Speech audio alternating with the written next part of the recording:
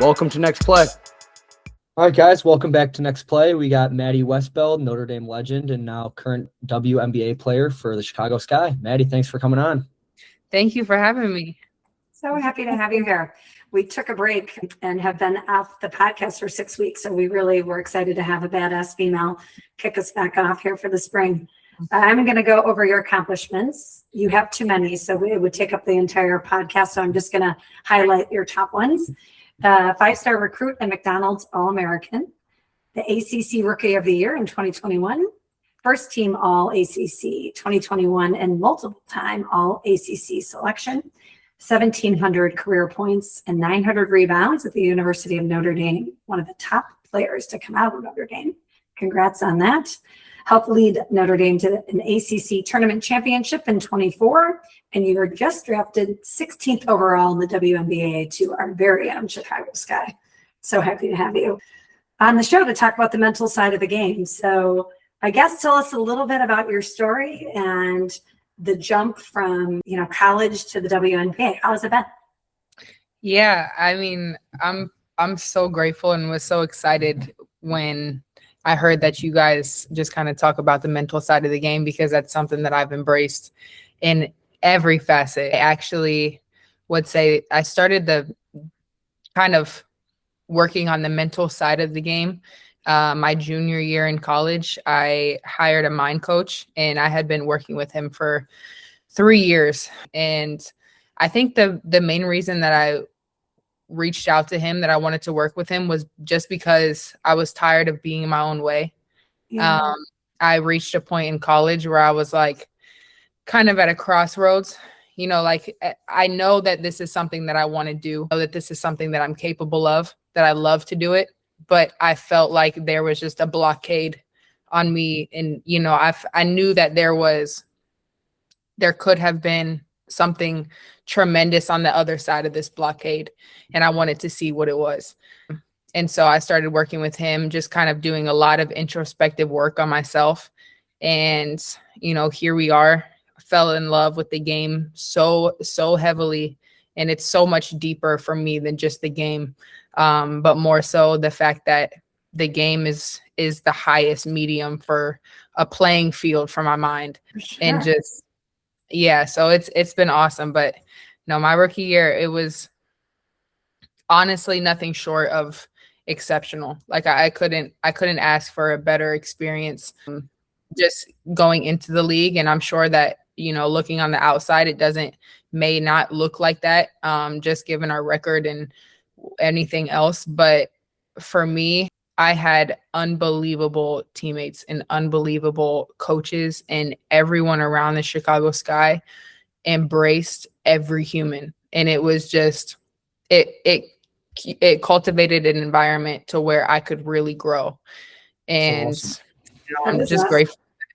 Yeah, not everybody can say that. So that's cool. Yeah, I just want to dive back a little bit to high school. Like we said, like 5-star recruit, All-American.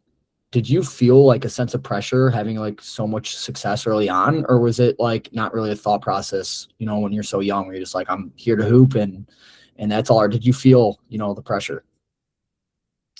There was a little bit of pressure, but I think more so, honestly, not really. Like I remember people would talk to me about college, and I did not want anything to do with it.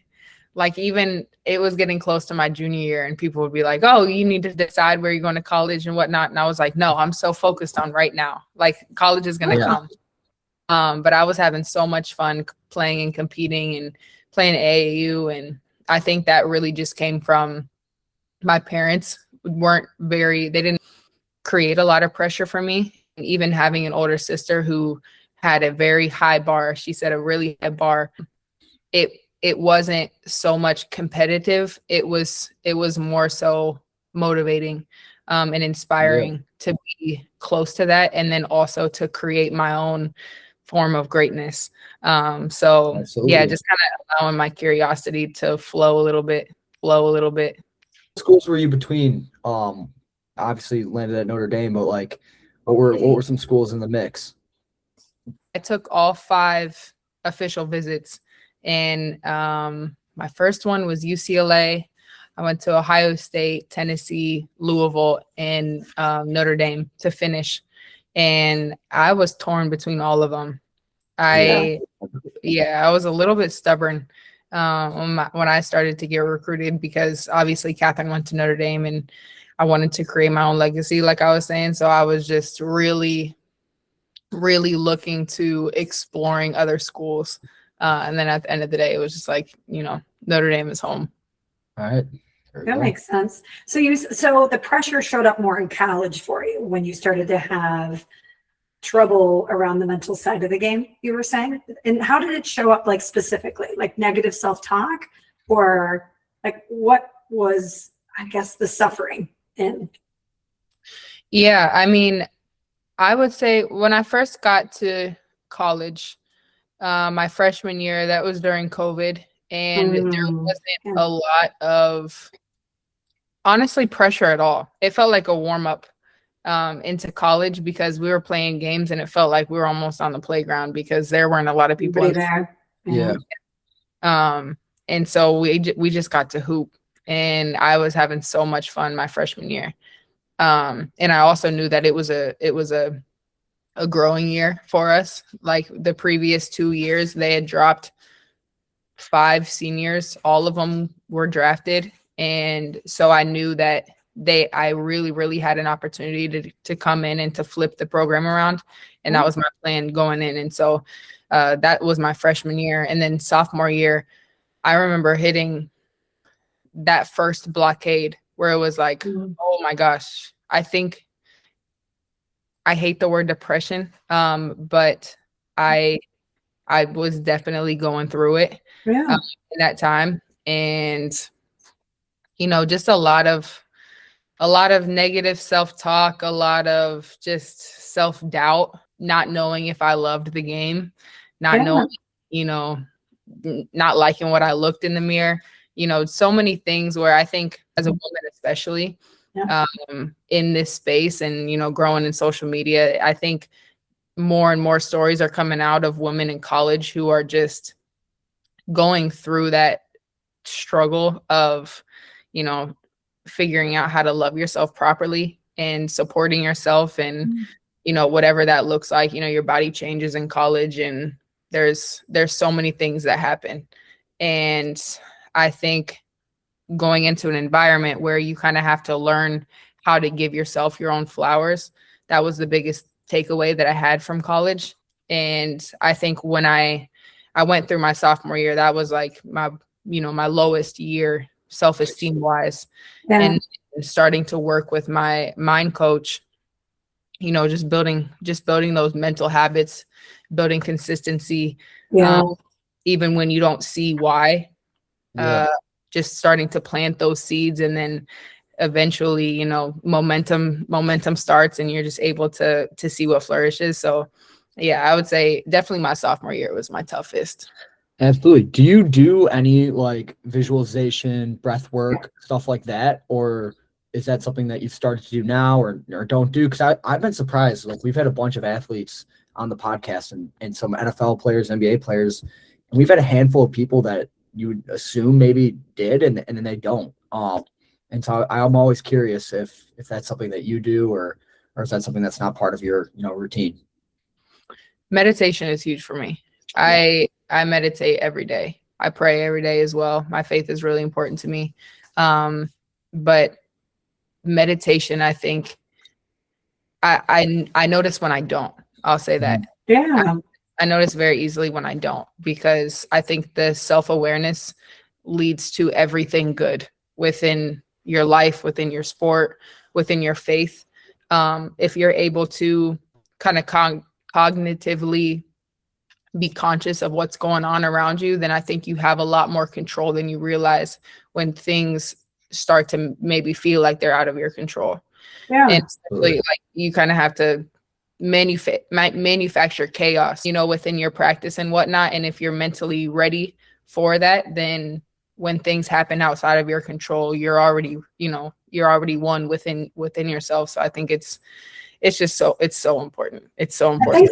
I think it's so great to hear you talk about it at a young age. I mean, you've had a long career, but like Owen was saying, I'm a psychotherapist for both mindset coaches, and it is a skill. And when you get someone to buy in, and like you said, it takes time, but then once you start to feel it, you see the confidence like immediately go up, because it's okay. I'm going to focus on the things in my control. You said it so beautifully. And I think a lot of athletes naturally struggle throughout their career.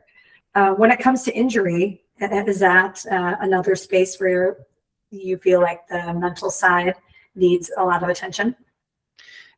Yeah. Injury, I'm learning to embrace it. Just part of the game. Like you'll never see an athlete who just had a smooth ride throughout their entire career. Maybe LeBron.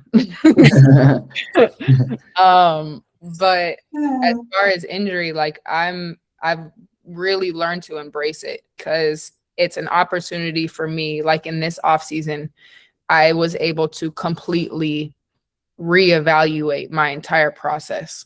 And, you go through stages as an athlete where, okay, I'm doing this routine and I'm being really consistent and disciplined with it.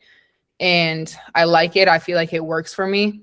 And then you kind of have to look at yourself in the mirror like, okay, did I reach the ceiling with this? Is it time for me to go on to something else, to reach a new level, to make some changes and some shifts? And I think injury is a beautiful thing to just be able to reset everything. Not just like, for me, it was my foot. I've been rehabbing my foot, but this rehab has not been for my foot. It's been for my entire body, my entire mind, entire, spirit, to be able to just, like I said, reset. So injury is it's tough in the moment, but at the same time, I'm so grateful for it.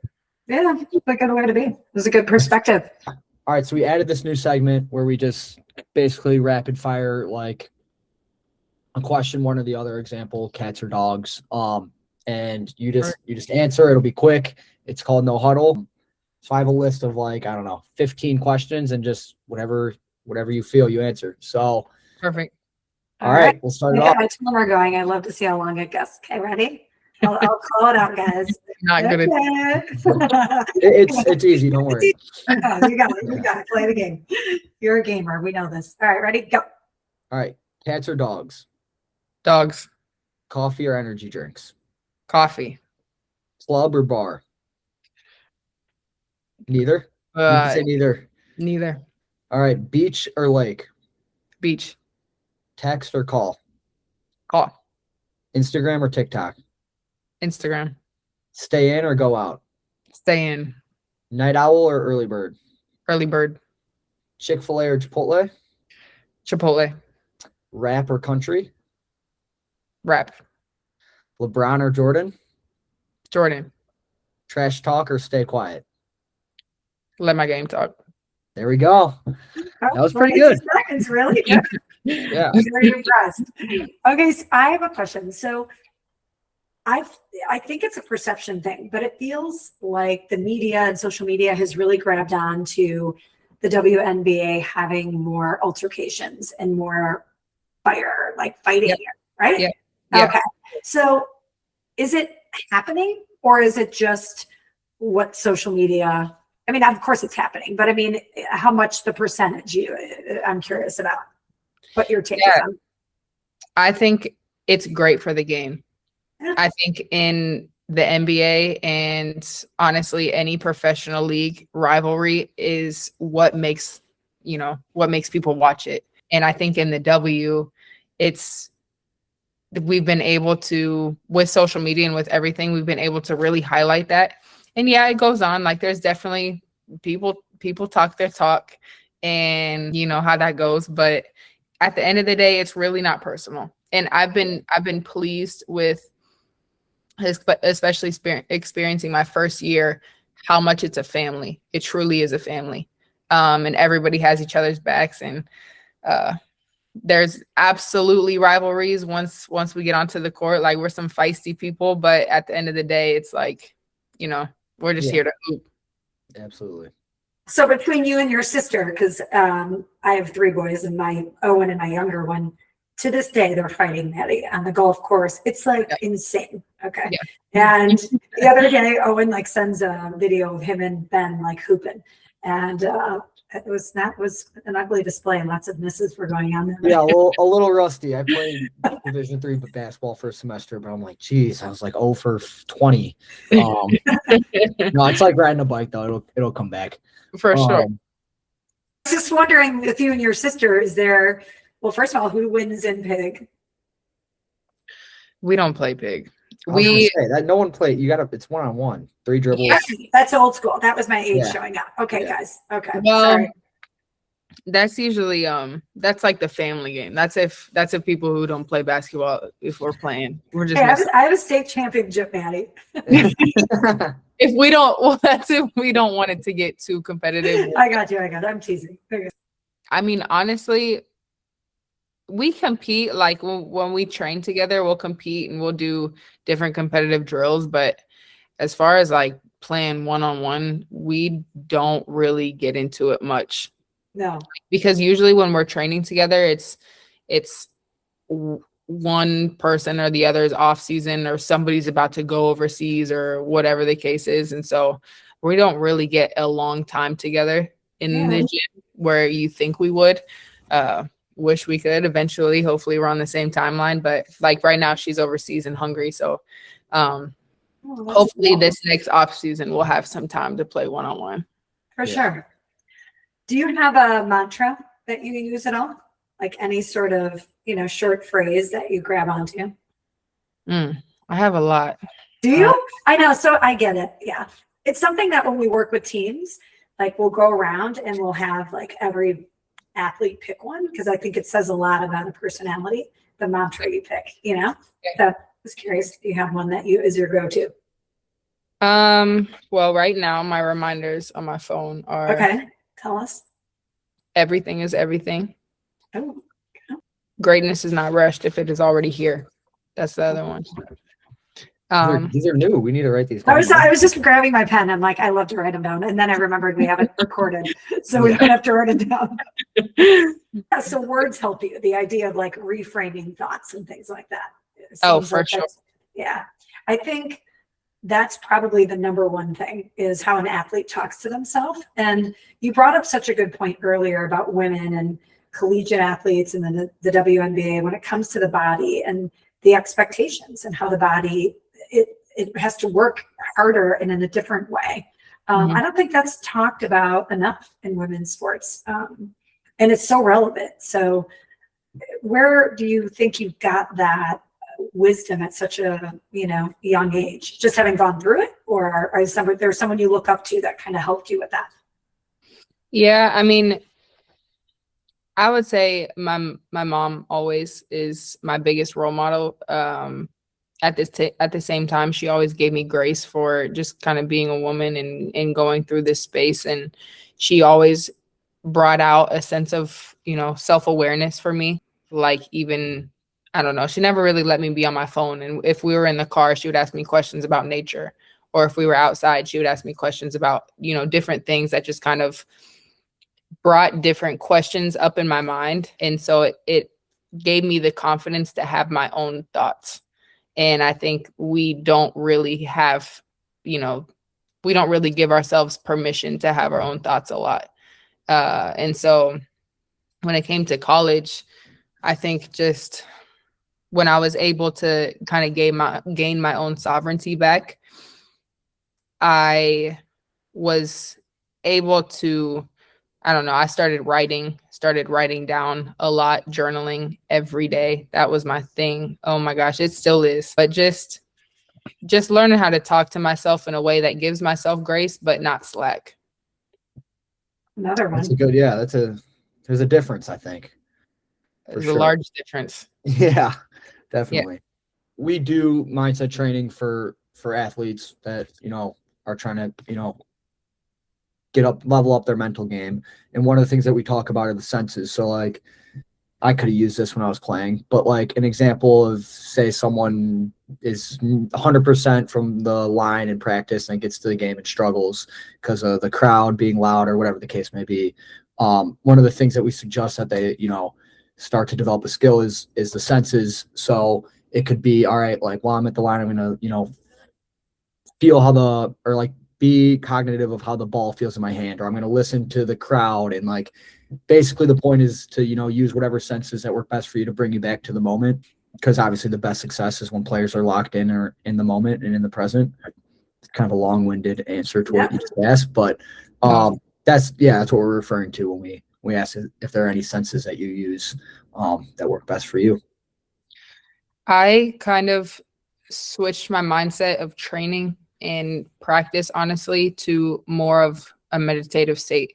And so if I'm in the gym by myself and I'm getting reps up, I try to be as present as possible. And I definitely pray before I walk into the gym, but I set my intention before I shoot free throws or before I'm shooting any shots, because it's important for me to put my mind in a place that's conducive to a game. Today I was shooting my free throws after my workout, and in my mind I was thinking about Tyler having us shooting pressure free throws during training camp.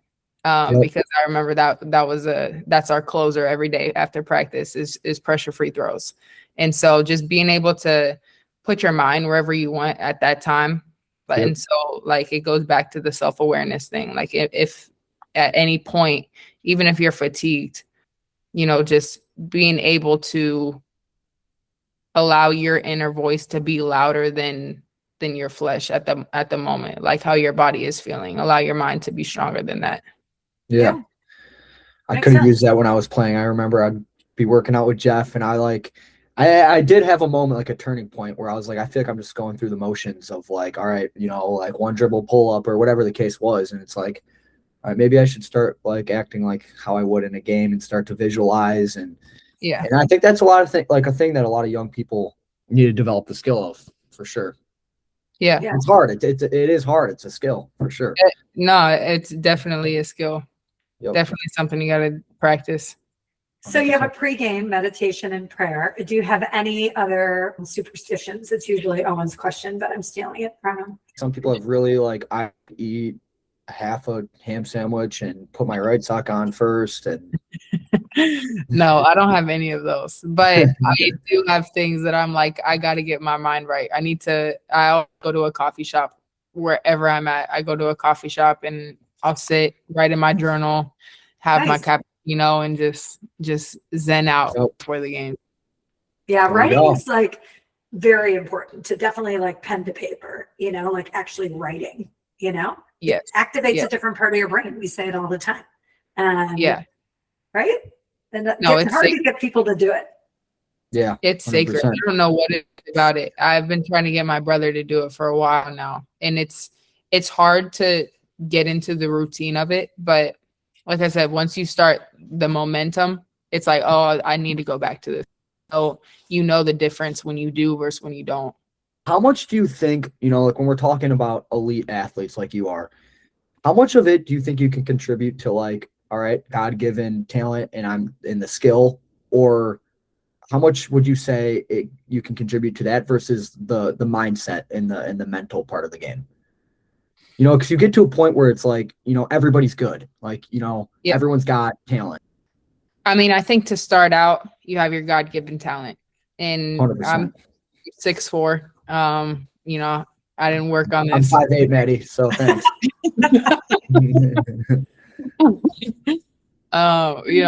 This wasn't a skill, but at the same time, I mean, you gotta be obsessed with it. I think there's like levels to it. Once you get to a new level, the skill work and just kind of that curiosity led to the obsession for it.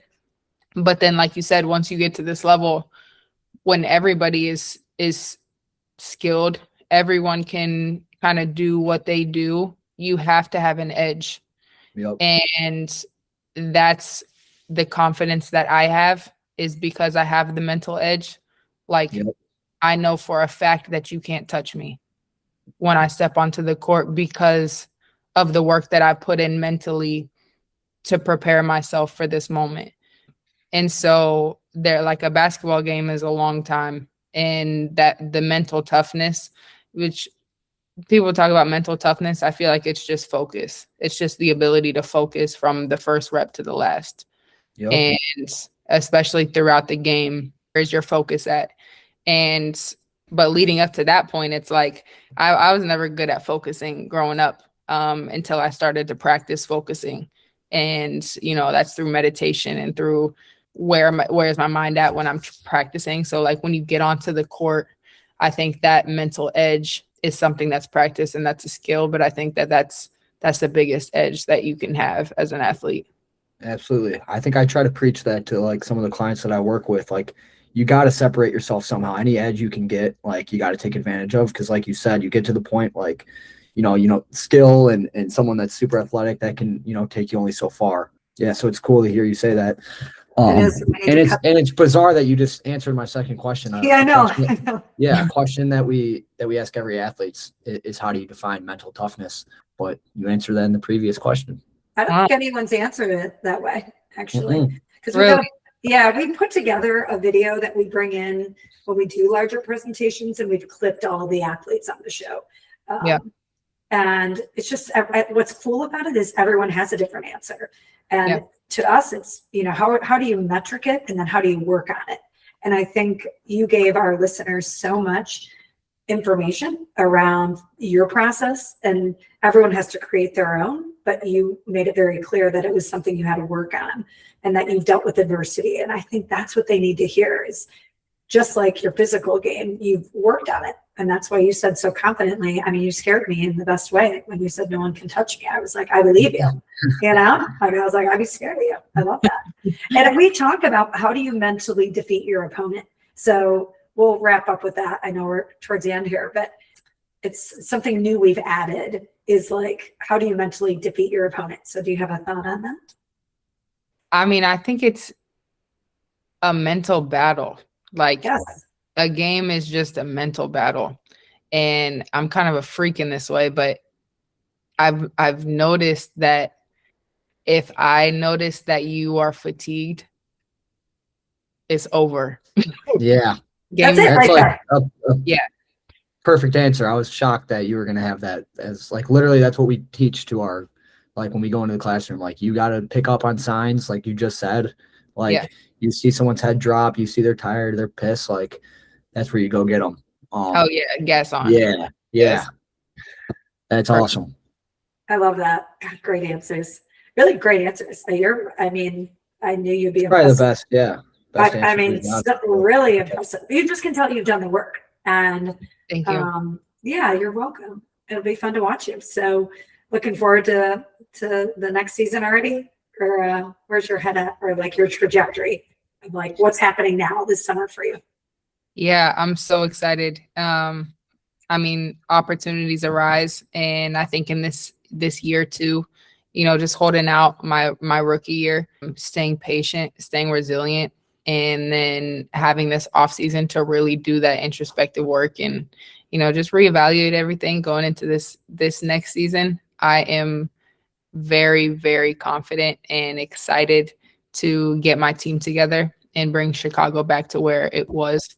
And, not only where it was, but where it never has been absolutely in its own success. So I'm really, really excited to bring that. I believe that you can, what it feels like because you've been accomplished already. And I think that's half the battle, is knowing what it feels like and going to get it. Well, thank you so much for being on the show and sharing your wisdom with everybody. We so appreciate it. Thank you so much. We'll be watching Chicago Sky, rooting for you for sure. Thank you, absolutely, guys. Yeah, I really appreciate it. This was like a super fun conversation. Yeah, for sure. Yeah, join us next time on Next Play for another athlete with hopefully as much wisdom as Maddy gave you there. And in the meantime, if you need a mindset coach like she had, we are at puresportsmindset.com, and you can follow us on our socials at puresportsmindset. So thanks so much, and we look forward to the next show.